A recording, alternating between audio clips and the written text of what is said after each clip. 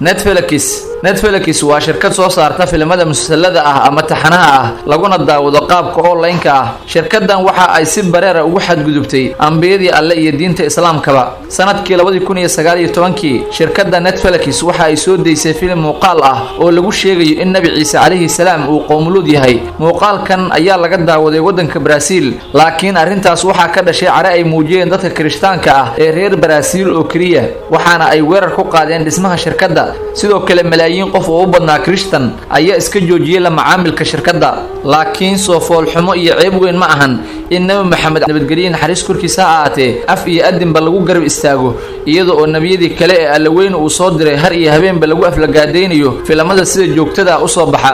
indhaha lagu arkay muuqaalada iyo kartoonada lagu aflagaadeynayo Nabi Maxamed nabadgelyo naxariis korkiisa ahaatee ma qaban miya muuqaalada kale ee lagu aflagaadeynayo nabiyada kale ee dhammaantood sharafta iyo karaamada ka lahaa xagga Rabbi. haddii maanta Nabi Ciise calayhi salaam lagu sheegay inuu qoomuluud yahay, barina soo kuma soo xigto in dhammaan nabiyadii eebbe uu soo diray oo dhan oo ugu horeeyay Nabi Maxamed nabadgelyo naxariis korkiisa ahaatee lagu tilmaamo arrinkaasi.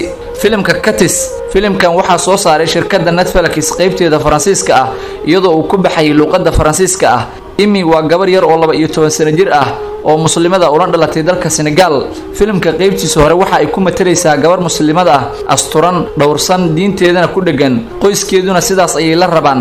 nasiib darase Imi waxa ay deris la noqonaysaa gabar gaala ah oo jecel qoobka ciyaarka ama niikada. kadibna Imi waxa ay isku dayaysaa inay xiriir qarsoodi ah la samayso, xijaabka ay tuurto, u labisatana sida ay u labistaan, laakiin reerkeeda ayay ka cabsanaysaa. kadibna waxa ay ku beeraysaa koox diinta gaalada ah haysto oo gabdha ah, qamriga ayay la cabaysaa, qoobka ciyaarkana la dheelaysaa. ugu dambeyntii arrintan waxaa fahmayo qoyskeedii, waxayna u diidayaan inay ka mid noqoto kooxdaas, diinteedana ay ku dhagnaato. laakiin Imi ayaa ka madax adeegaysa, waxaana ay reerkeeda u sheegaysaa inay qoobka ciyaar ku tahay riyadeeda. kadibna waxa ay ku beeraysaa kooxdii, waxayna isaga tagaysaa diinteedii. filimkan ujeedkiisa ayaa ah in la qaldo gabdhaha yaryar, lagana dhaadhacsiinayo in riyooyinkooda ay uga tagi karaan diintooda, dhaqankooda iyo anshaxoodaba. bal ka waran carruurta yaryar ee daawata filimada noocaas ah, shaki miyaa ku jira in wadadaas ay marayaan amaba ay wax caadi ah la noqonayso falkaasi? ma jiro filim ay soo saarto shirkadda Netflix oo aan lahayn muuqaal anshax xumo ah ama aan lagu dhiirigelinayn qoomuluudnimada. like saar muuqaalkan, sidoo kalena share ama copy link dheh